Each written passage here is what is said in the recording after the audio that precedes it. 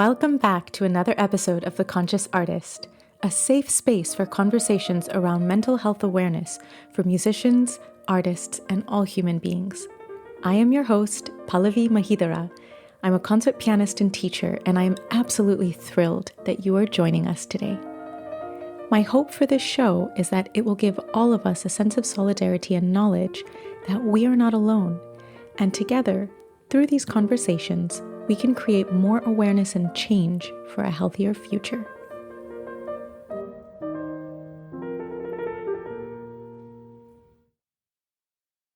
Today's guest is a former professional ballerina who danced for both the English National Ballet and the Royal Ballet Company in London.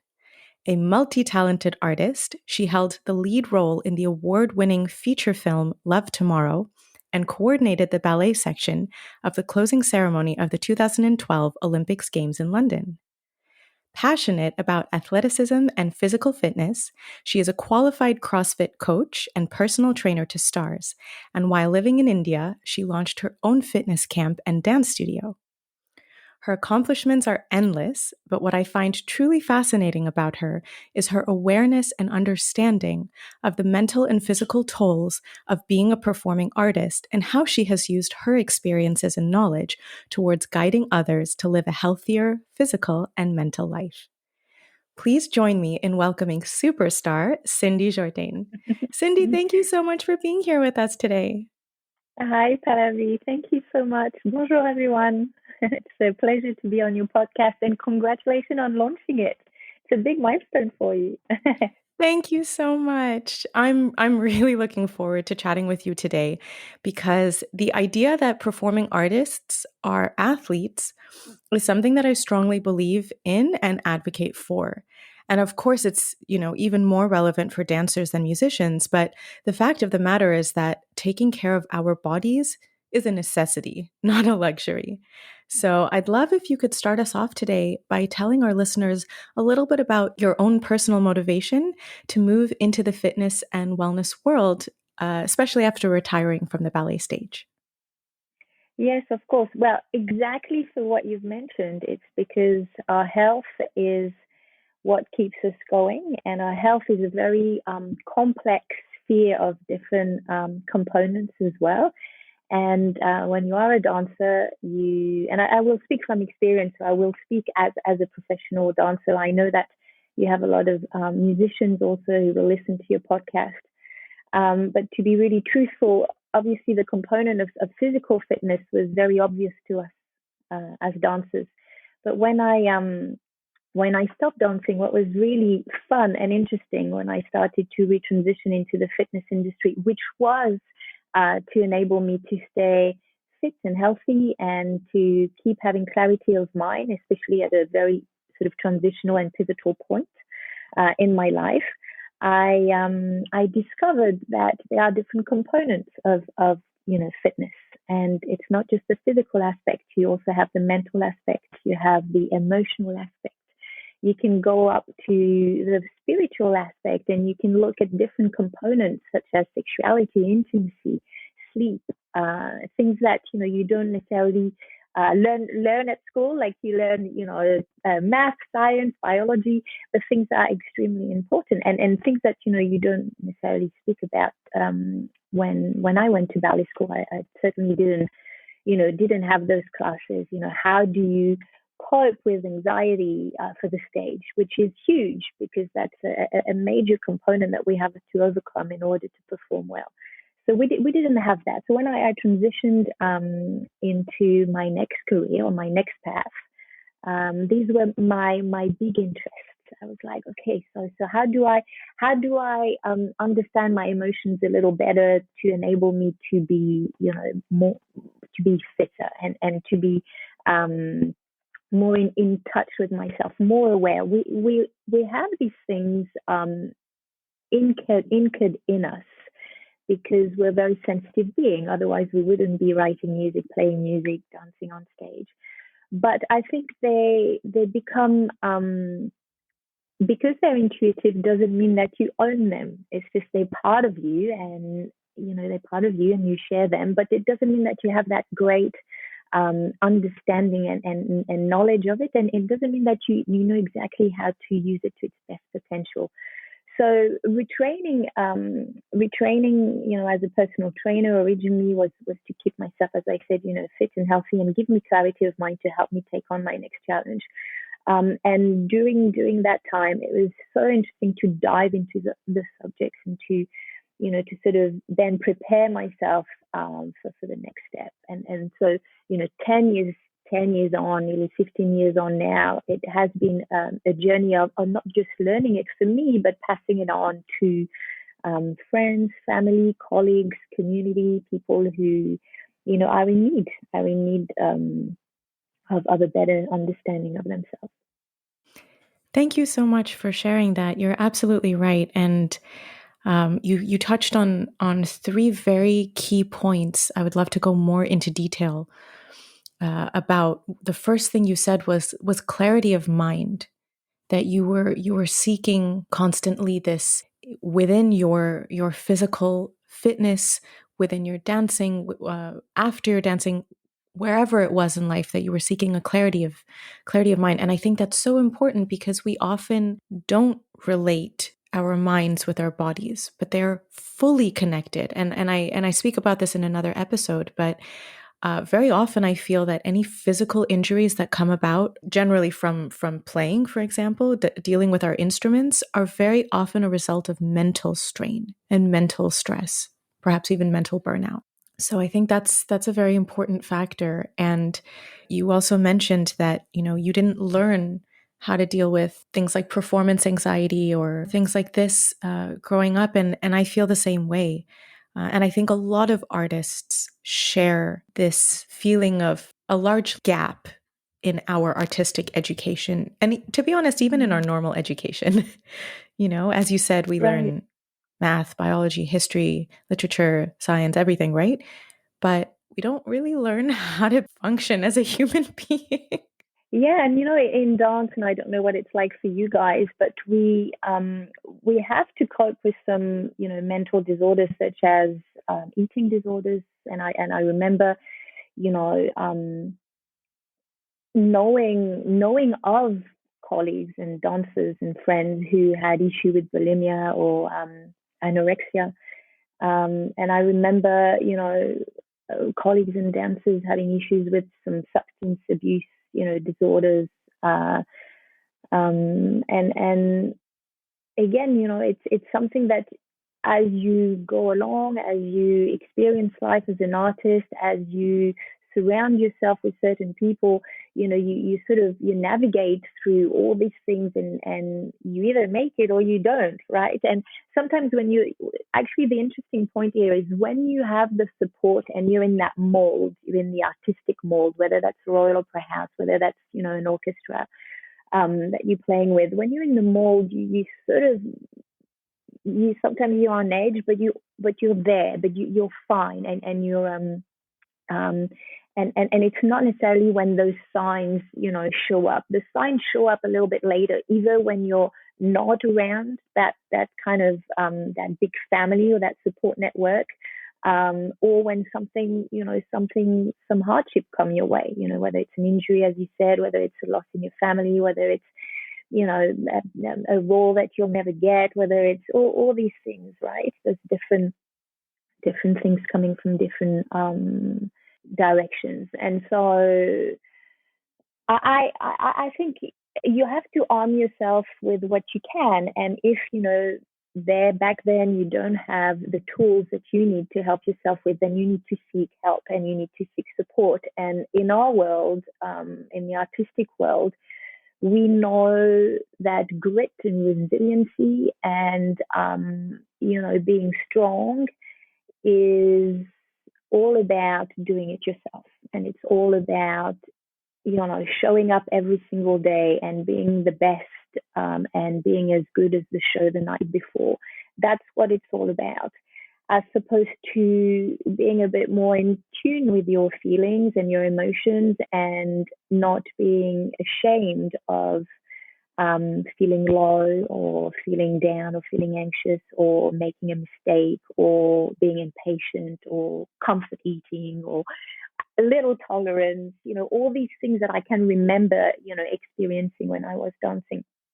We have to be open to seeking help, and if we can't have that, and now I speak from a voice who has been away from the system from such a long time, then we need to turn around to the people who are in charge and the people who are supposed to nurture us and look after us and direct us and guide us, and we have to ask them to help us.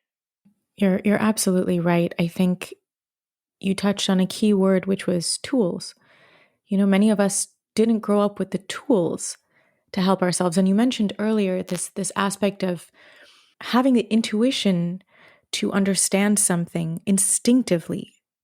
But if we don't have the tools to find a way to implement that consciously with awareness, it may pass us by. Just because we understand something intuitively doesn't mean it's going to help us, right?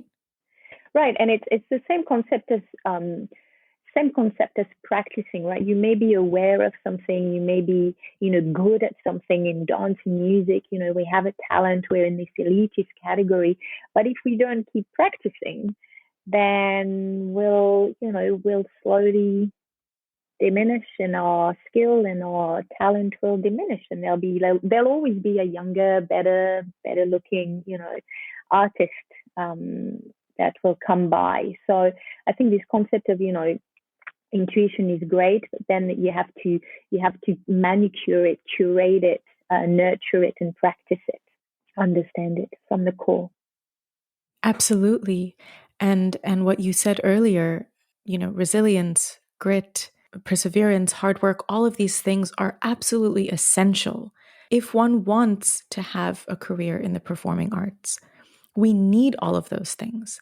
At the same time, I think if we want to also find a way to have a balanced life, as you say, we must look inward, we must seek help, and there's no shame in that. And I feel very often, I mean, of course, in the classical music world, I think, things like eating disorders, substance abuse, they're less common. They're not unheard of, but they're less Mm, common. I mm, think it probably depends on sort of the territory. Different issues come with different territories, right? of course, of course. You know what? Funnily enough, you look at the greatest artists around the world of all centuries, generation after generation, and some of the most genius artists out there were people who had mental disorders, who openly or non-openly, um, were suffering from one thing or another, whether it was anxiety, depression, PTSD, again, substance abuse disorders, things like that. They, but they are using it in a very beautiful way, if you wish, in a very subtle and ethereal way to just put it in their work, in their art, whether that's painting, whether that's dance, music. I mean, you name it, right? So I guess it's just like anything. So now that I've retrained, and I understand the concept of periodization, for instance, which is your sort of energy management, and it's the equation between energy in and energy out. It's the same, right? It's like anything in balance and in harmony in life is good for you. So a little bit of of of something like anxiety or stress can sort of help you come out of it, in a stronger manner, in a way that you are more able to cope with something, and that's how you then build on your grit and your resiliency. Absolutely. I agree with that. And they say that we do benefit from a bit of adrenaline in a performance, right? Because it sort of enhances everything. It sort of makes everything sort of like in 1080 HD quality in terms of You're what right. we're focusing on. And I suppose the issue is when we let it take control of us, the anxiety, Mm, the depression, the nerves, the doubts, the insecurities, mm, when we let those take control of us rather than being in control of them. mm. That's something that you learn, and again you cultivate over time, and the more you have hardships thrown in your face, the more you've got to, get up again and stand up again and walk on and learn from it. I think, you know, learning from your mistakes. It's okay to make mistakes, and it's just how you then will apply that learning to the next mistake that you make. And little by little, we become better at things. I think humans. It's hard to change us. We are. It feels like we are conditioned and programmed from such a young age. I have two bulldogs, two little French bulldogs, and I've been so careful in their early sort of days, the way that I've wanted to train them, because I wanted their behavior to be positive and reinforced also with positive, praise. And so it's just so interesting to me to see now, how they're growing up as young little pups, and how they are, wonderful little dogs, best human companions. And so it is about what we are taught, and what, what we see, and what we hear, and how many times it's taught, to us, and how many times we see it, and how much it's reinforced within us. So I think it's really hard to then, peel off all these layers of conditioning over time. But I feel that once you feel that you are in trouble, this is usually when you call out for help, and when you start understanding that, oh, maybe I need to peel off those layers, and maybe I need to sort of look within. So one thing that, at work we discuss often is that people wait until the last minute, until they are on the verge of a breakdown, or, until they've injured themselves, or they have a mental block, or right, to seek for help, or to start looking within to understand, what do I need now to make that change, and to start feeling better and being better. You're absolutely right. And sometimes it might be that we think we don't need the external help because we forget that seeking help for our minds is not something out of the ordinary. It's actually something we should be doing regularly. I mean, we take our cars in to get an annual checkup. We go to the doctor for an annual physical. Why is it not the same? Why are we not taught? Why is this not part of our culture and society? There is a massive stigma, and even though we are trying to destigmatize mental health more and more now, it will, some things will just remain the same for a long, long, long time. But I think nowadays we're seeing it with athletes. We saw it in tennis recently. A lot of young women.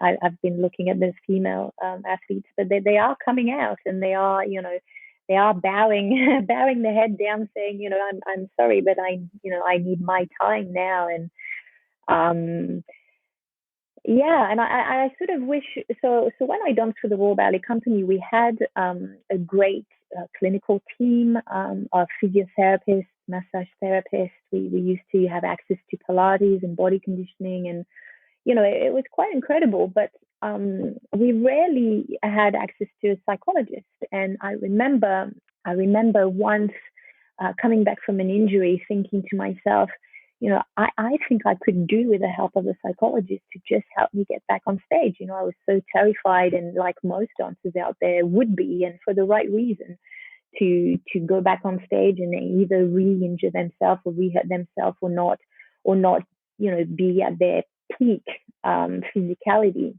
because the pressure is also there to be the best, right? And sometimes for some dancers, it's about being the best for others. And that's something I'll touch upon in a second, because we always have to come back to why we're doing what we're doing, and it shouldn't be for others. It should be for yourself. So going back to the psychologist, I remember, feeling quite excited about having this new experience with someone who could help me. But I also remembered feeling a little bit anxious as to how other people would pursue that, and especially the management back in the days. How my management would see this? Would they see this as a weakness? Would they? And I think that's what it is, right? Is we put ourselves down. It just means to us we are not strong enough to deal with this on our own. And that's what we need to change. We need to change that mindset. Is we are strong enough to recognize that we are vulnerable and that we need help. Absolutely. There's such a stigma around this, and this is a huge reason why I wanted to start this podcast, because I want this to be more I want this to be part of our daily conversation. And as you said, in the athletic world, people like Simone Biles and Serena Williams, and people are like Naomi Osaka, they're starting to really pave the way for today's generation. But we don't have that yet so much in the classical music world. And, Mm, I only started going to therapy after the first lockdown, where, I mm, think many actually started to go around that time as well. And it was simply because it wasn't on my radar before. And I mm. wish I had started going many, many years ago. I could have benefited from so many things. It just wasn't on my radar. And now it's been one of the biggest life changing experiences for me. Going to therapy has changed every single aspect of my life, including how I feel with my instrument, how I relate to myself at the instrument and on stage. And it's really, really beautiful. And it's a never ending journey, you know? Yeah, and you feel I think you feel the idea of going to therapy is that someone else is providing a safe space for you to be yourself, to be as open or as close as you want to be in that moment in time. But they're always very spontaneous outbursts of sharing, and it's incredible because you can't do that all the time. You may, and you may be someone who has not got a support network that is there for you to talk to or to support you. So I think there's really nice moments that you can have with any therapist out there. It doesn't have to be a psychologist. It can be a physiotherapist. It can be an osteopath. It can be a masseuse. It can be anyone who's going to add on to your health. It's great to share. We shouldn't hold on to anything. Professionals out there are there to help. And now, as a coach, this is what I want to do as well. Is I want to be, as an artist, I used to be a self-consumed, performer. As a coach, I have to be a selfless nurturer.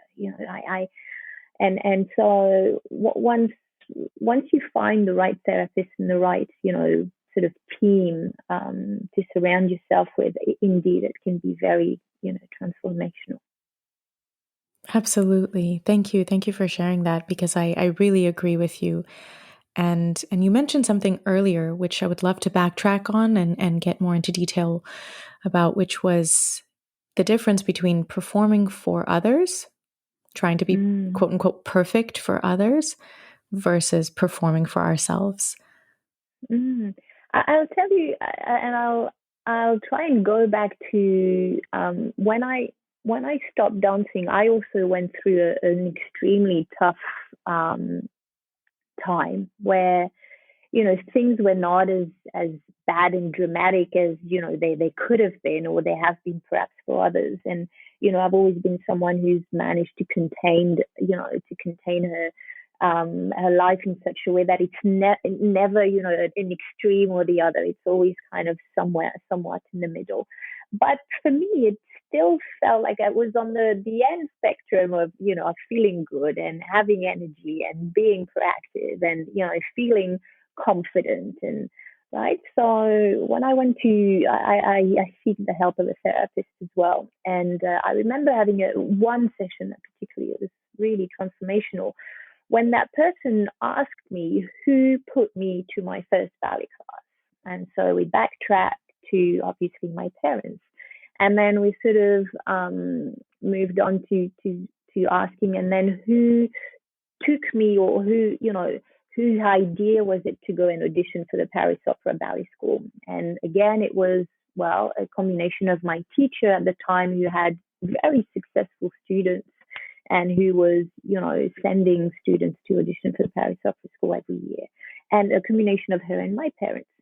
And then the more and more we sort of talked about that journey of who was behind the idea of becoming a ballerina, I sort of realized that I was a gifted young girl who was flexible, coordinated, had a certain aesthetic about herself, and, probably did love to dance, but to put myself in this vocational path from such a young age, it didn't come from me. It wasn't, and I was so Mm. young. I was 11 years old when I went to Paris Opera School. Wow. So we sort of linked that to the fact that, I had an early exit. I exited, I resigned from the Royal Opera House, sort of 15 seasons, professional seasons later on, because I felt like I had done a full circle, and if I stayed in that world, which I could still, I'm 42 years old now, I could still be dancing, I could still be on stage. I might not be doing, all the classical role, but I certainly could still be there. But I felt like, the passion had slowly, died. And that's quite important, because obviously it's been such a massive part of your life that once you go from everything to nothing, then there's going to be some adjustment that are needed. And so what was nice, in that session is to kind of discover that perhaps, me resigning at such a young age for an artist was just meant to be. And there was nothing wrong about that. It was just the fact that, if that passion had come from me from such a young age, it probably would still be, like igniting inside of me. But the fact in the matter was that that died down. It was the right time to move on. Wow. Wow. Yeah, that's a very hard and important point, because very often it can happen that one finds themselves on a career path simply because they're really good at it, not necessarily because they love it. Or maybe there's some sort of combination of the two, but it's not always often that we get to make a career out of something we truly, truly love, Mm. you Oh know? yeah. And I know that in the artistic world, that itself is very very special, because most performing artists are actually doing what they love. But there are still a handful that perhaps were put in front of an instrument, put on the dance floor, sent to theater school, writing classes, painting, whatever it is. There are probably many that didn't actually start from their own initiative. Mm. And for me personally, I know that I'm extremely fortunate. I mean, I don't remember this story, but apparently I asked to play the piano when I was like 2 or 3. I mean, I don't remember this. And my parents took me to, this was in Chicago, and my parents took me to the local music school, which was the Suzuki Music School. And I started learning how to read music, learning about rhythm, had group music classes, and I started on piano. And there has not been one day in my life that I didn't want to play. And I know that's extremely lucky. I know that's Mm. extremely fortunate. And I feel so grateful every day that I get to do what I love and I get to share it with the world. And I know that it comes with its challenges, but the fact of the matter is that I did choose this on my own. And I even decided when I was 10, that was sort of the point of no It's return. yeah, yeah. It's crazy. It's so crazy, isn't it? Because I remember being very young and thinking, there are two different type of artists. The artists that stay within their world, until the end, and then the artist at some point will turn around and be like, I'm gonna bow, whilst I can, and then I'm gonna fly with my own wings and just sort of try my luck somewhere else. And so in the world of dance, we always say, well, you'll become a teacher, you'll become a choreographer or a director, or right. Or you have the few out there who kind of burst the bubble, and they just, as I said, start from scratch and just look at life in a completely different, open way and manner, and have a crack at it. And And I that's why think, I find you so inspirational. oh, that's very kind. Well, I mean, but having said that, I think, and you probably will be playing the piano and sharing your love and your talent, with your students and your community and not, for as long as you live, and that also is absolutely incredible. There's no, I think for me, a big lesson in life also has been about judgment, in the world that we lived in, you and I, the artistic world. We were judged, every time we stepped on stage. And with us, we were also judged every time, we rehearsed in the studio or even attempted, our morning ballet classes. There was always either the mirror for us to judge ourselves. There was always, our colleagues to judge us, and then the management to judge us, and the audience to judge us, even though the audience, was probably the most gracious of them all. But our profession is ungrateful. And the day that I kind of let go of judgment, me judging me judging others, I started living a really nice life.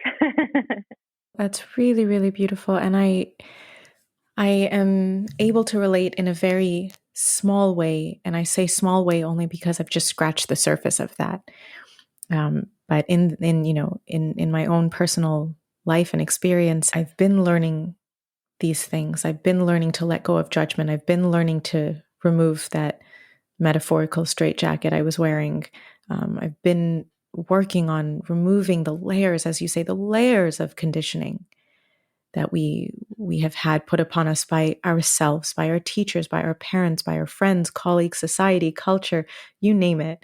And sure, all of those things were there to guide us. All of those things were there to teach us, to give us structure, to give some boundaries. But I don't feel that we're always taught where to draw the line for ourselves, because of course it's different for each individual human being. Where I need to draw the line for myself, where I need to say, no, this doesn't work for me. Yes, this works for me, is of course going to be different. Absolutely. And I think when I now coach others, one thing, as a nurturer, and I use that word a lot because that's what I want to do, is to sort of not be motherly as such, but just to really pass on, wisdom and knowledge and appreciation, to the grassroots. And so when I do that, the time when I feel that I do that the best is when I really look at individuals for who they are, and not, put them in the clump and generalize, and, look at, training people in the same way, or advising and guiding people in the same way. I feel my best when I get to know someone and I understand, their goal, their aspiration, their experience, their background, and then really, bespoke, a training for them. You're absolutely right. And I try to do the same with my students, because even if there are some general guidelines for technique, for musical phrasing, for, a general position at the piano, every human is going to feel slightly differently. I would love for you to teach me. I'll tell you why. I had just started learning the piano about, Oh my gosh, 6 months ago. And because, listen to this, because of the position of my hands in ballet, we have this very particular hand position where the two fingers come in and the little pinky just flares out slightly, but it can't be too spiky. And, and the thumb and the index finger have got to be in a certain way. Anyway, apparently, because of the way I've been used to hold my hands for such a long time, I won't say it's affecting the way I'm playing, but it has somewhat, given my teacher, some puzzle looks, at times, and we're sort of trying to sort of figure out why, a certain position of my finger feel easier to me than other people, or, my teacher is having to adapt and change, some of his, core teachings and techniques just to suit me. And we kind of backtracked and just figured out that it's probably because I've just been used to holding on, to this position, hand position, for such a long time. Wow. Well, I would be honored to help in any way I can. Really not good right now, but my goal for 2022 is to at least be able to play a piece of music that I love on my own. And the good thing is that I'm learning classical music, so I am learning to read music as well, which I think is a good thing, because it's a lot easier to play chords. And popular and contemporary music now is, I mean, a couple of notes, and then you're good to go. But yeah, I've started with the hard way, and hopefully that will take me places. This is yet another reason why I find you so inspiring, because you have found so many different ways to find balance in your life, to find things that have meaning to you and give meaning to others. And I think it's such a beautiful way of fulfilling one's purpose. I'm blown away by you. You're so kind. I think, look, I'm in my 40s. I think my 30s were a treacherous, um, kind of, interesting run, but I feel a lot better now. I feel like, my 20s were really set with this artistic, background and life, and kind of, and it felt extremely glamorous in so many ways. But I do look back on those days, and realize how much sacrifices I made, and how much I wasn't able to love myself fully or love others fully. Funnily enough, I was in long term relationship all through my 20s and early 30s, and I kind of was always searching for the meaning of love. And again, when I stopped dancing and I broke these little pieces down of why, and when I sort of slowly started mending myself, it all starting to make sense. It's this love and this appreciation, and we discussed the non-judgment concept as well. It's something that you learn over time. This is why maturity is really key. And as we go through the decades, we must be patient and not want to be older before it's time.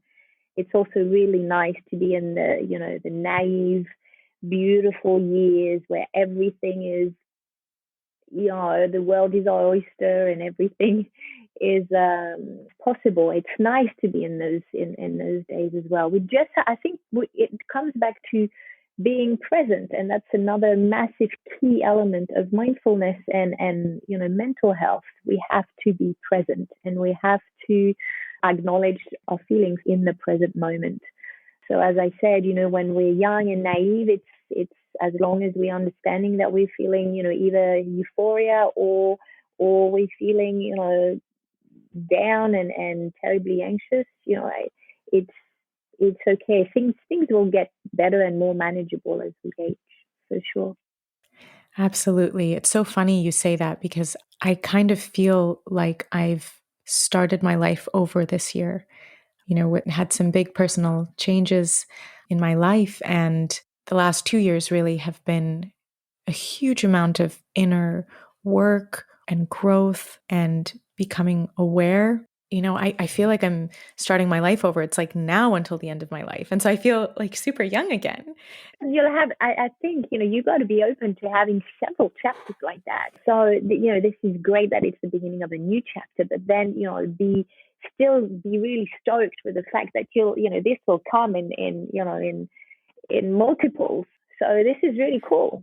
No, thank you. Thank you for reminding me of that, and hearing you say that you feel even more content now in your 40s. I'm going to look forward to my 40s.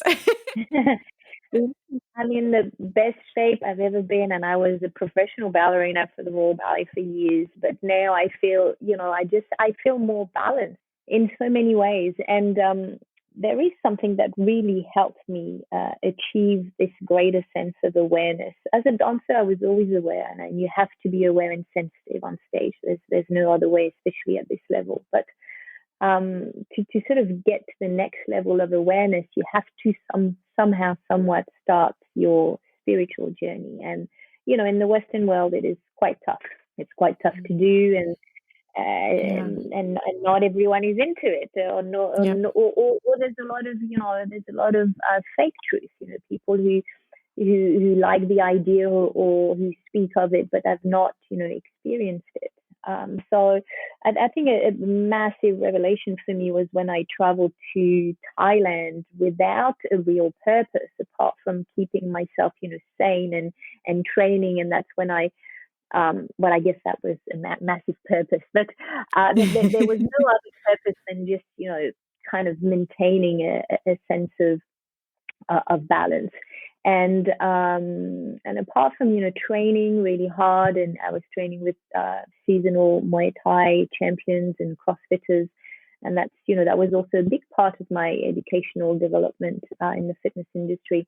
Apart from that, and eating really well and sleeping well and being in the beautiful warmth of Thailand, I read two books that I always love to share with people. One is The Prophet by Khalil Gibran, and the other one is The Tibetan Book of the Living and the Dying.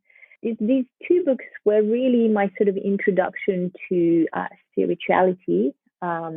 And, when you start reading words like enlightenment and, preparing for death and being compassionate in ways that you would never, start to think about before, it's a lot to take on. It's, suddenly it's like, whoa, but, looking at the ocean in Thailand, reading those books was probably the most beautiful place I could have, I could have found myself at.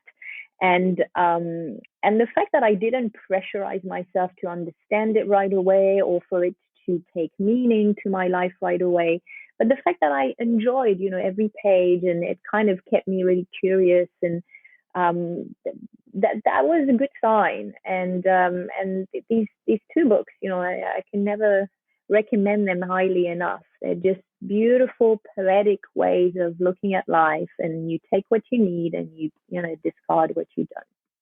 Thank you so much for sharing that. You're absolutely right. And I think that's it, when we are open to learning, when we are open to growing, when we allow ourselves to be curious, there's no judgment, there's no rush, there's no pressure. It's just us in the present moment seeking something greater. And I think that allows us to find our way back to ourselves and to find that balance within. In the Western world, we believe that time is linear, but I don't really think it is. I think that things spiral back, just like healing and grief and anger and all of these emotions. None of these things are linear. They come back, just like you said, these phases. We go through different phases in life. They come back in different ways, but they mean something different in different moments of our lives because we're in a different place. And the growth, the knowledge, the awareness, wherever we are, I feel that things come to us. And of course, this is just my personal opinion and belief, but I think things come to us in the moment that we are ready to receive them and to learn. 100%. I got myself a beautiful tattoo in Thailand, which speaks all karma. That karma is beautiful, and what goes around comes around, for sure. Absolutely. Thank you so much. What a lovely conversation. It's been such a pleasure to talk to you today. Thank you for taking the time and for sharing your experiences and your wisdom. Thank you so much. I hope it can help. Thank you all so much for listening. I am truly grateful for the support from each and every one of you. If you would like to submit any questions or topics for us to address on the show, you can send us a message on our Instagram page @ConsciousArtistPodcast. Help us to spread more awareness by sharing this episode with your friends, your colleagues, your teachers, and your students. And don't forget to subscribe wherever you get your podcasts. Sending you all so much love and strength to tackle this week, and we'll see you next Monday for another episode of The Conscious Artist.